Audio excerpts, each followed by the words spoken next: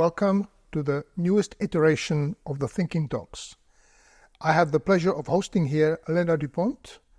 She is serving her second term as a member of the European Parliament. Lena plays a key role as the European People's Party coordinator within the Committee on Civil Liberties, Justice and Home Affairs, or LIBE. We'll be talking about asylum and immigration. Lena, to kick off, perhaps you can give our audience some insight into your work. What is happening in the LIBE committee right now? Well, actually quite a lot. As per usual, I would say, in the LIBE committee. It's one of those committees of the parliament which is actually, I would say, the most active. I mean, every MEP says it about his own committee, but in terms of LIBE, it's actually true because a lot of the legislative work actually passes through the LIBE committee with the kind of three building blocks, I would say, having civil liberties, so everything related to data protection, access to data for law enforcement, civil rights, protection of civil rights, of course. The second building block, the judicial cooperation, and which has been probably the most active also in the previous term, and it will for sure stay the same in this term, of course, the home affairs angle of the LIBE committee dealing with security, but of course also with asylum and migration policies. Mm-hmm. A major topic of conversation over the past decades has been how to make a sustainable reform of our asylum rules within the European Union. We have a new pact on asylum and migration. Do you think it will succeed in this respect? Will it bring a substantial reform, or do we risk of falling short of expectations? Well, I would say it's a bit mixed picture here, because at the one hand, it has been a remarkable achievement that we, 27 member states, 3 institutions, various political groups, actually managed to agree on a common asylum and migration policy, the so-called Pact that we concluded in the previous term. Now the ball is in the hands of the member states, actually, so they need to implement it. They need to provide then so-called national implementation plans, which are registered by the Commission and assessed by the Commission. And of course, you see that member states still struggle a bit in reforming the necessary legal acts, but of course, even more important for the pact to work properly in reality and to have an impact, the question of capacities, for example. So this is where member states need a bit of support.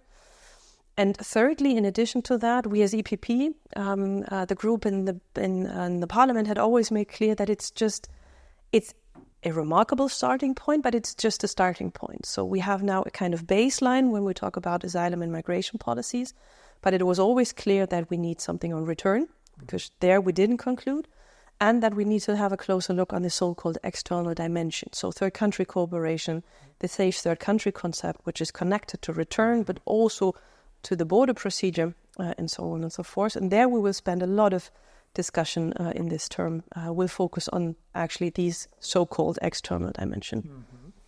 Maybe I'll ask a follow-up question on the return directive. Mm-hmm.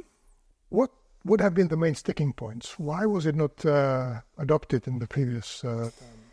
Well, basically, politically speaking, from our point of view as a group, but also reflected in the party position, of course, was that the discussion around the previous proposal was stalled because basically we thought it's going to be a kind of hindering of effective returns instead of having effective returns.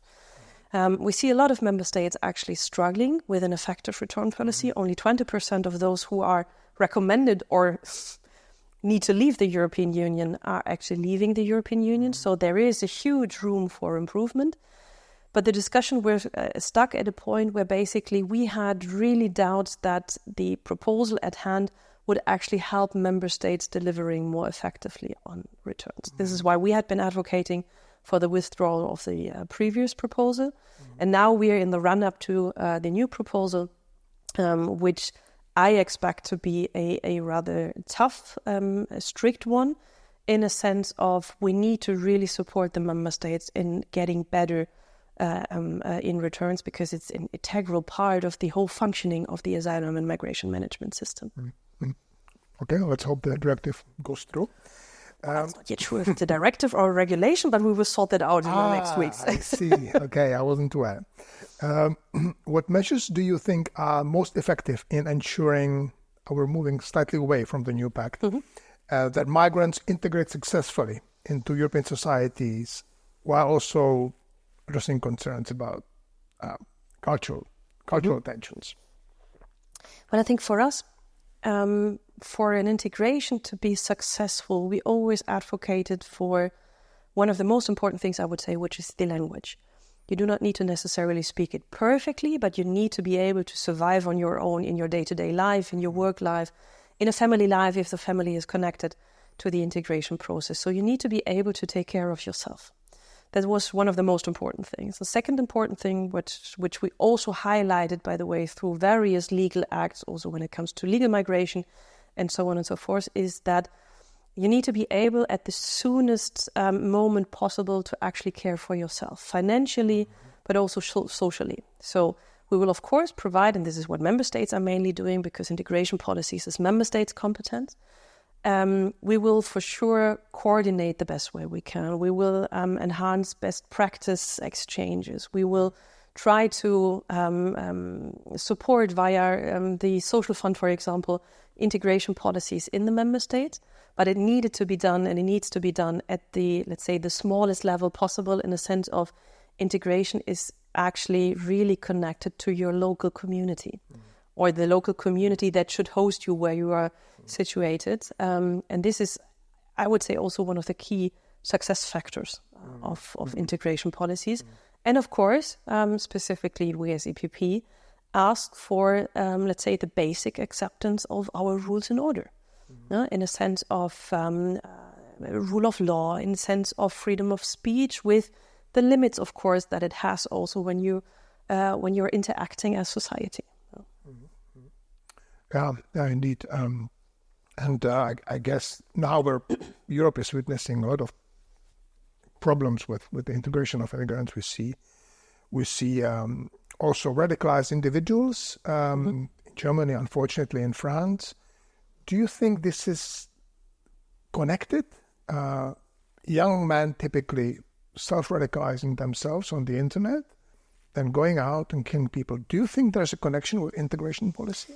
Well, I think so, yes, but in a very differentiated way. In a sense of going a bit backwards, we always have been advocating as group for the clear distinction between asylum and migration, for example.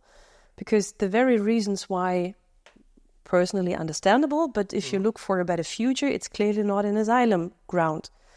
If you're fleeing your country because of war, of persecution, and so on and so forth, you're in a different state. So the instruments to support you to actually address your needs are different than those who might be needed when you're looking for economic future. So when you're kind of trying via the asylum system to actually seek a better economic future.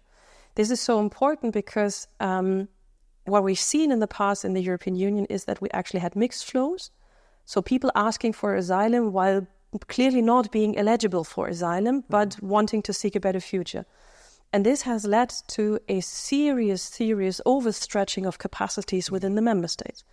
And this, of course, has repercussions, for example, for integration policies, but also the office we could actually give as European Union, leading to the fact that we have, in some member states, very long procedures, very long times where you're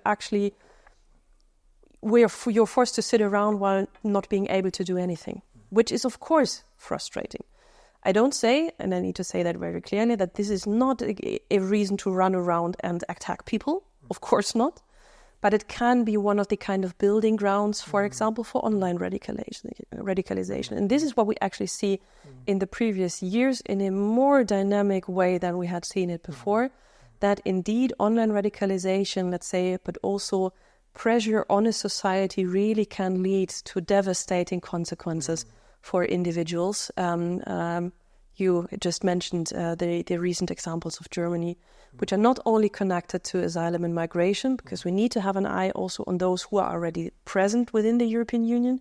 But of course, it is a question of, let's say, the capacities member states can offer to have an eye on people who might be at the brink of radicalization, so that we get them before they even committed crimes.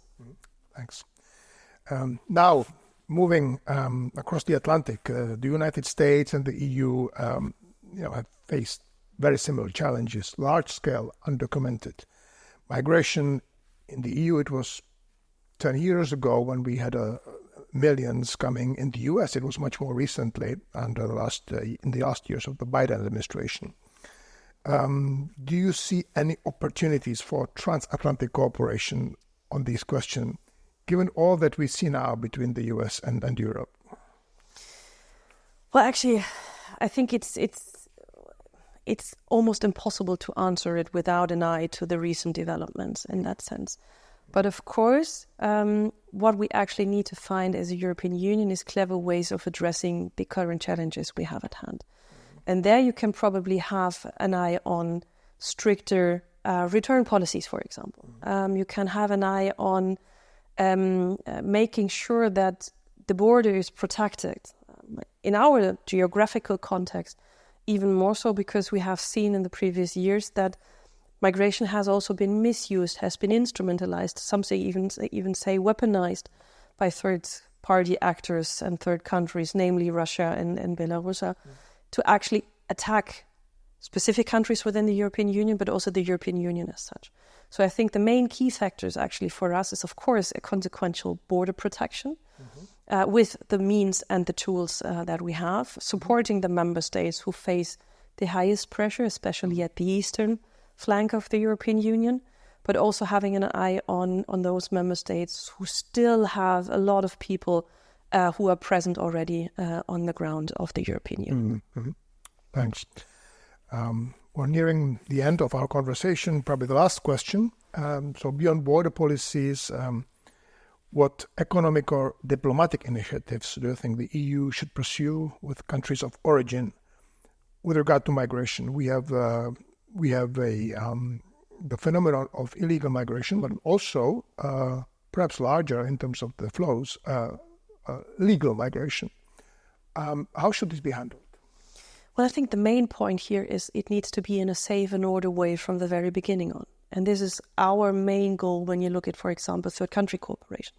So there are various reasons why we interact with more member states being located around the European Union from specific areas and other continents to just basically make sure that, whenever people are on the move, they are as safe as possible under the circumstances we also find in, for example, on the African route. Cooperate closer with those member states where we actually have, not the member states, but cooperate more closer with those third countries where we actually have a common interest, let's say, and then have a comprehensive approach, like we used to call it also in the previous term, meaning that we can cooperate on economic question, we can cooperate on financial question. For us, it's always, of course, important to work on border protection capacities, but also in terms of asylum procedures, the possibility to have actually an asylum claim in a third country as such is an important thing for us when we look at third country cooperation.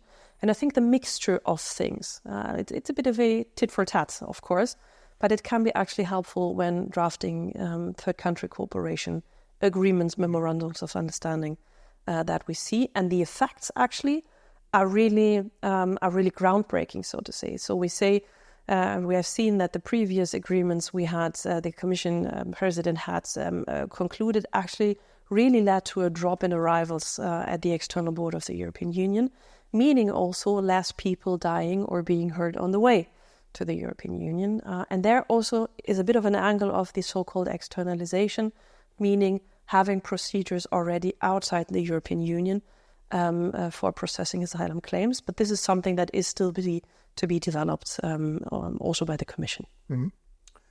Thanks very much. Thank you, Lena Düpont. Thank you, our audience, for watching Thinking Talks.